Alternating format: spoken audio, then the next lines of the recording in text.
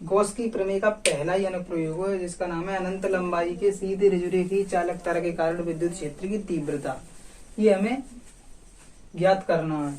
तो सीधे ऋजुरेखीय चालक तार है, मान लो ये है, तो इससे पहले समझना पड़ेगा कि रेखीय आवेश घनत्व, रेखीय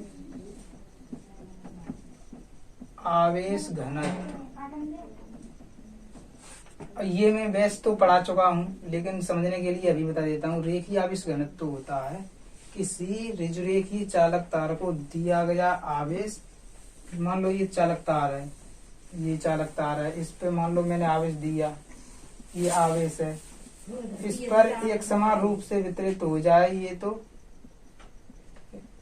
आवेश वितरण होता है। लेकिन रेखीय आवेश घनत्व किसी चालक तार के प्रति एकांक लंबाई पर उपस्थित आवेश की मात्रा को हम कहते हैं रेखीय आवेश घनत्व। तो मान लो इसकी लंबाई है L, तो इसकी लंबाई के मतलब प्रति एकांक लंबाई पर यानी कम से कम लंबाई पर उपस्थित आवेश की मात्रा को हम कहते हैं रेखीय आवेश घनत्व। इसे लैम्डा से प्रदर्शित करते हैं, लैम्डा से। तो लैम्डा बराबर होता है Q/L। यही तो होता है कि किसी चालक तार के प्रति एकांक लंबाई पर उपस्थित आवेश की मात्रा को हम कहते हैं रेखीय आवेश घनत्व। ये आप लोग नोट कर लीजिए, इसकी अभी जरूरत पड़ने वाली है, ठीक है। तो देखिए,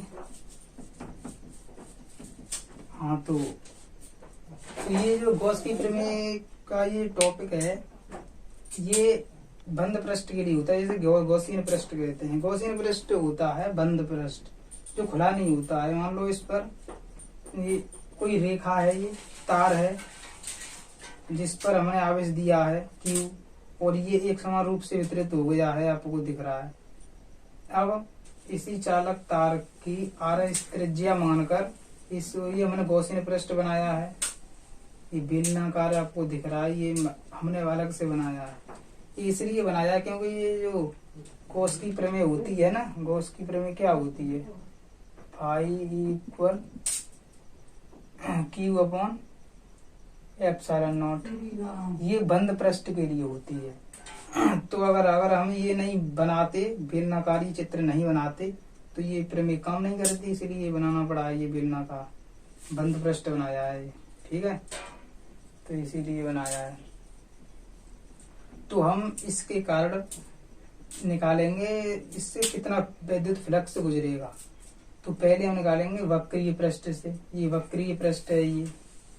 फिर निकालेंगे ये वृत्तीय पृष्ठ से, ये वृत्तीय पृष्ठ है ये। अगर मैं इस एक पृष्ठ से पता कर लूं तो इससे तो वैसे भी पता चल जाएगा।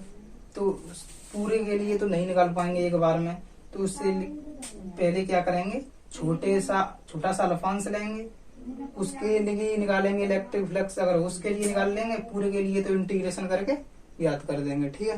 तो सबसे पहले हम मान लो यहाँ पर कोई अल्फांश ले लिया हमने छोटा सा, यहाँ कोई बिंदु मान लिया P, ठीक है। तो यहाँ जो हमने पृष्ठ माना है, छोटा सा अल्फांश लिया है हमने, इसका एरिया वेक्टर किधर को होगा, क्षेत्रफल सदिश होगा इस डायरेक्शन में। छोटा सा हमने एरिया लिया है, तो छोटे के लिए D लगाते हैं।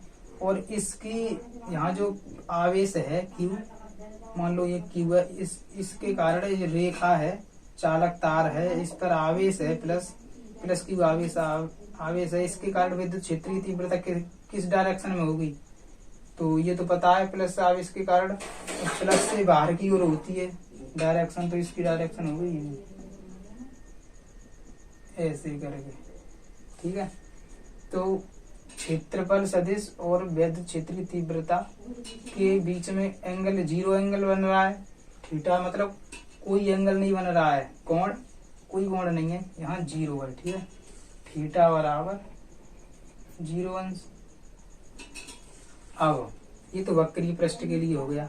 अब मैं मानूं वृत्तीय पृष्ठ है, ये जो पृष्ठ है, यहाँ मैंने कोई अल्फांश मान लिया DA, इसका एरिया वेक्टर ये होगा, क्षेत्रफल सदिश ठीक है, लेकिन इसकी विद्युत क्षेत्रीय तीव्रता तो इसी डायरेक्शन में होगी, ये तो बदलेगी नहीं भाई, प्लस के कारण बाहर की ओर होती है, तो ये तो इधर ही डायरेक्शन में होगी। तो यहाँ एंगल कितना बन रहा है, एरिया वेक्टर यानी क्षेत्रफल सदिश और इसके बीच में एंगल बन रहा है 90 डिग्री। तो यहाँ थीटा इक्वल कितना, 90 डिग्री। ठीक है, तो अगर इस वृत्तीय पृष्ठ के लिए मैं निकाल लूं फ्लक्स, तो ये भी वृत्तीय पृष्ठ है, जितना इसके लिए होगा उतना इसके लिए होगा, और इसके लिए निकाल लूं इस वक्री पृष्ठ के लिए तो वही इसका होगा। ठीक है, तो पहले आप लोग इलेक्ट्रिक फ्लक्स मैंने जो चैप्टर कराया है उसका परिभाषा क्या होती थी। इलेक्ट्रिक फ्लक्स का फॉर्मूला होता था फाई ई इक्वल होता था ई वेक्टर ई डी ए, यही तो होता था। और छोटे के लिए तो ये है, डी लगा दिया। ये इलेक्ट्रिक फ्लक्स की परिभाषा से, ये इलेक्ट्रिक फ्लक्स का फॉर्मूला यही तो होता था।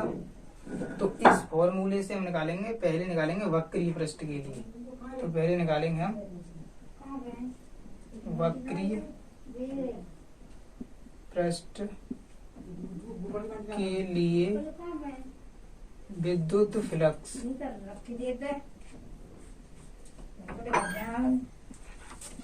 विद्युत फ्लक्स, ठीक है, पहले वक्रीय पृष्ठ के लिए निकालेंगे।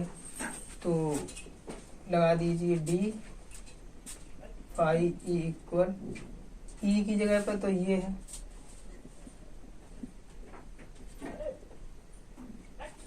डी की जगह पे ये है, ये एरिया वेक्टर ये इसका है। ठीक है, अब आगे सॉल्व करेंगे तो जब भी हम डॉट प्रोडक्ट, ये डॉट प्रोडक्ट दिख रहा है ये हटाते हैं तो cos थीटा आता है। ठीक है, ये डी cos, अब यहाँ पर नहीं, एंगल कितना है थीटा की जगह पे 0 अंश है, 0 अंश लगा दिया। और डी फाई इक्वल, यहाँ गुणा है, ये तो डॉट था, यहाँ गुणा का चिन्ह। ठीक है, और सदिश रूप में निकालो, चाहे तो हटा दो, इससे कोई प्रॉब्लम नहीं है। अब आप लोग ध्यान दीजिए, अब cos 0 का मान कितना होता है 1, तो ई डी ए इतना ही आएगा। cos 0 का मान 1 होता है, वैसे तो गुणा करेंगे तो इतना ही आएगा। ठीक है, ये समीकरण फर्स्ट। ठीक है, अब निकालेंगे हम वृत्तीय पृष्ठ के लिए। वृत्तीय पृष्ठ के लिए निकाल, वृत्तीय पृष्ठ के लिए विद्युत फ्लक्स, वृत्तीय पृष्ठ के लिए निकालो, तो वही फॉर्मूला लगा दो विद्युत फ्लक्स वाला। अब ई डॉट डी ए, ठीक है, अब ये डॉट प्रोडक्ट हटाएंगे। अब तो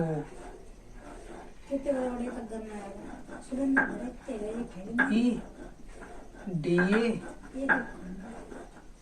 cos, डॉट प्रोडक्ट ये हटाते हैं तो cos थीटा आएगा, और cos थीटा यहाँ कितना है 90 डिग्री, तो 90 डिग्री अब यहाँ कर दो डी फाई इक्वल ई।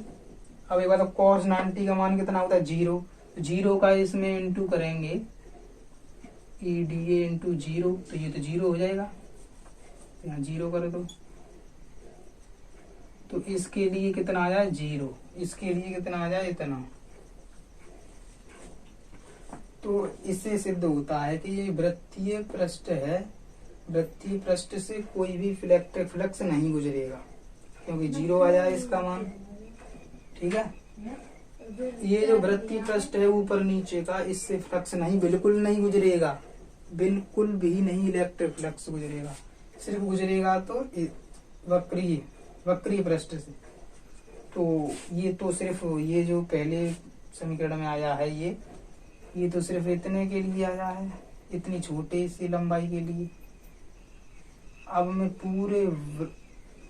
इस पूरे वक्रीय पृष्ठ के लिए निकालूं तो इंटीग्रेशन कर देंगे भाई, सिंपल सी बात है। तो इधर कर देते हैं, देखिए तो इंटीग्रेशन इसका ही तो होगा, इसका तो 0 है, वैसे इसका भी करेंगे साथ में तो फिर 0 ही हो जाएगा। तो इसका कर लेते हैं, तो इसका इंटीग्रेशन करेंगे तो डी हट जाएगा। तो phi equal E D A, इसका ही तो होगा।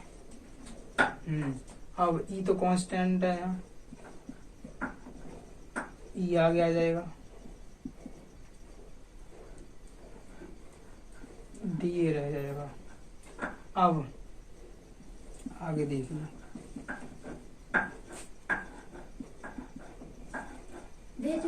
अब पूरे ये जो बेलन होता है, बेलन का संपूर्ण वक्रीय पृष्ठ कितना होता है, बेलन का वक्रीय पृष्ठ कितना होता है 2 पाई आर एल। कितना हो जाएगा इसका इंटीग्रेशन 2 पाई आर एल, ठीक है, कितना हो जाएगा। अब आप लोग ध्यान दीजिए, अब मैंने अब ये भी बताया था, अब गॉस की प्रमेय क्या होती थी, गॉस की प्रमेय होती थी, अब यहाँ लिख रहे हो गॉस की प्रमेय के अनुसार, गॉस की प्रमेय से। अब गॉस की प्रमेय क्या होती थी, फाई, मैंने इससे पहले वाली वीडियो देख लेना, उसमें कराया क्यू अपॉन एप्सिलॉन नॉट, ये फॉर्मूला होता था। तो फाई की जगह पे क्यू अपॉन एप्सिलॉन नॉट रख देते हैं, इक्वल ई इंटू 2 पाई आर एल, ठीक है। अब आप लोग, हमें तो विद्युत क्षेत्रीय तीव्रता चाहिए ना, विद्युत क्षेत्रीय तीव्रता तो क्या करेंगे, तो ई इक्वल क्या कर लेते हैं, तो ई बराबर, अब क्यू उस तरफ हो जाएगा, ठीक है, ये हो जाएगा 2 पाई आर एल एप्सिलॉन नॉट, ठीक है। अब आप लोगों को ध्यान दीजिए, मैंने अभी बताया था रेखीय आवेश घनत्व होता था लैम्डा इक्वल क्या होता था, क्यू अपॉन एल, ये होता था, यानी कि किसी चालक तार के प्रत्येक अंक लंबाई पर उपस्थित आवेश की मात्रा को हम रेखीय आवेश घनत्व कहते हैं। तो हमें ज्ञात करना लैम्डा, मतलब ये क्यू अपॉन एल दिख रहा है, क्यू अपॉन एल, इसको अलग कर लेते हैं पहले, 1/2 pi epsilon not R into कर लो क्यू अपॉन एल। अब इस तरफ से मिटा देता हूँ, आप लोग नोट कर लीजिए, ठीक है।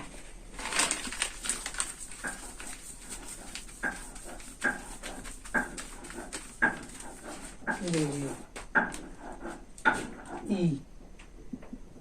ई बराबर 1/2 pi epsilon not R into Q upon L की जगह पे लैम्डा रख लेते हैं, ठीक है, लैम्डा। अब आप लोग ध्यान दीजिए, इक्वल लैम्डा को आगे कर लो, लैम्डा अपॉन,